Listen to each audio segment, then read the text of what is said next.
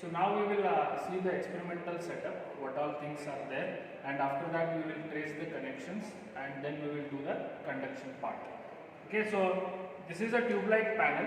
Okay, so this is a fluorescent tube light. This is a choke which I was telling you in the theory explanation. So this is a choke, rectangular box. This is a capacitor, okay, a cylindrical shape capacitor, and this is the starter of the tube light. Okay, so these all together on one panel, and this is the thermostat to vary the voltage. We have connected one voltmeter to measure the voltage, which is V. Then it will measure the current I, and this will measure the power P. Okay, so one difference here is they have mentioned power factor as 0.2. This is a LPF power factor. Generally, when there is nothing written, you have to take power factor as 1. Okay, so here it is written power factor as 2, that we have to consider 0.2 when we have to consider that when we take the wattmeter constant details. Okay, so be aware of that. So I'll trace the connection now, and then we will see how it can be done. So this is my power source. I have connected here to the main supply. From here, then I will start my connections here. This is a voltmeter I have connected to measure the input power of input voltage of the to the tube light. It starts from here, it goes to the ammeter, common terminal. I have used a 1 ampere setting here. So from ammeter to M of the wattmeter, and from M of the L of the wattmeter, this comes to the tube light terminal. So tube light terminals are brought out here on this wooden panel, and from tube light terminal it goes back to the power supply, which is thermostat. So this completes one complete loop. Okay, and the other connections related to wattmeters are M and C. We have shorted like this. Okay, so M and C terminals are shorted, and voltage setting I have used 300 for the wattmeter. Okay, I can connect it to tube light terminals, or I can connect it to power supply, which is nearer. So this is nearer, we have connected here. So this is the connection circuit setup. The same circuit what we have traced in your manual, the same thing is we have connected here, and once we complete the connection, we will start the conduction process now. Okay, so this is the thermostat terminal. From here it goes to ammeter, from ammeter to M of the wattmeter, and from L of the wattmeter it goes to the capacitor, that is the terminals of the tube light. Okay, we have not considered capacitor anywhere at the first stage.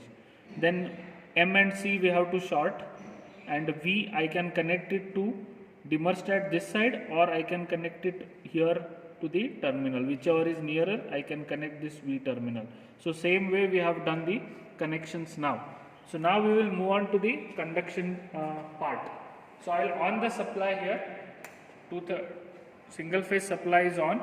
Now I will adjust the voltage looking into the voltmeter.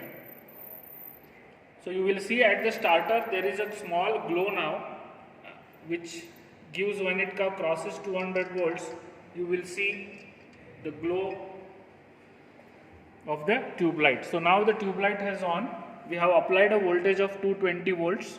Okay, and the current which is in the meter, this is 0.2, this is 0.3, so roughly it is 0.25 is the current which we have connected, and generally it takes around 40 watt general tube lights, so this is taking around 38 watts. Okay, so I will note down these values in my tabular column.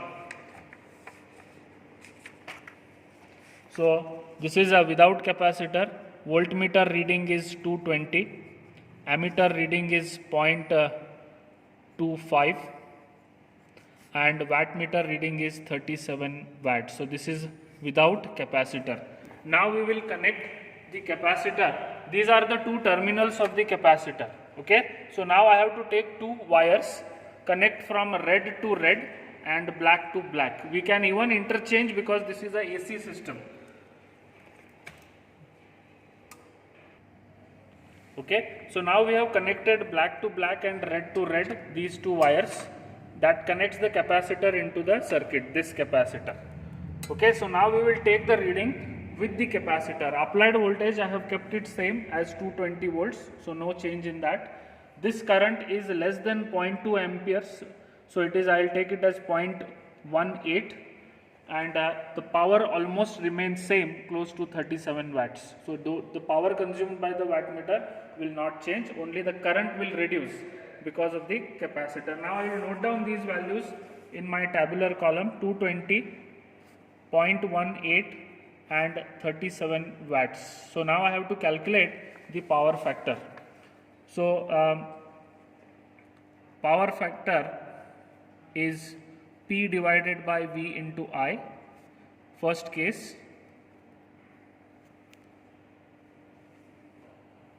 Okay, so wattmeter reading is 37, voltage is 220 and current is 0.25 and wattmeter constant WC. We will calculate that first. Wattmeter constant, that is selected voltage into selected current into power factor divided by full scale deflection.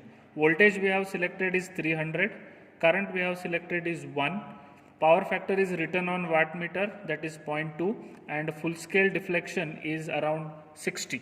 Okay, so when I substitute this, I get the wattmeter constant as 1. Now after substituting WC as 1 here, 37 divided by 220 into 0.25, that comes out to be around 0.67 power factor. Same thing when I substitute here WC as 1, I get 0.93.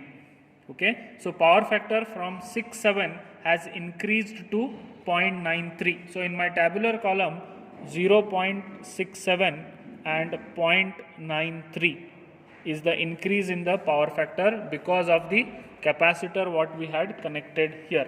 Okay, so this is the sample calculation, and we can write power factor without capacitor and power factor with capacitor. So the conclusion here is the connection of capacitor, that power consumed by fluorescent lamp can be measured by using wattmeter. Due to the presence of choke coil, the power factor is low. By connecting a capacitor, power factor is improved, which is evident from the readings what we have taken, okay, and calculations we have done here. So this completes the experiment number 1 on measurement of voltage, current, power factor using fluorescent tube light as load. Thank you.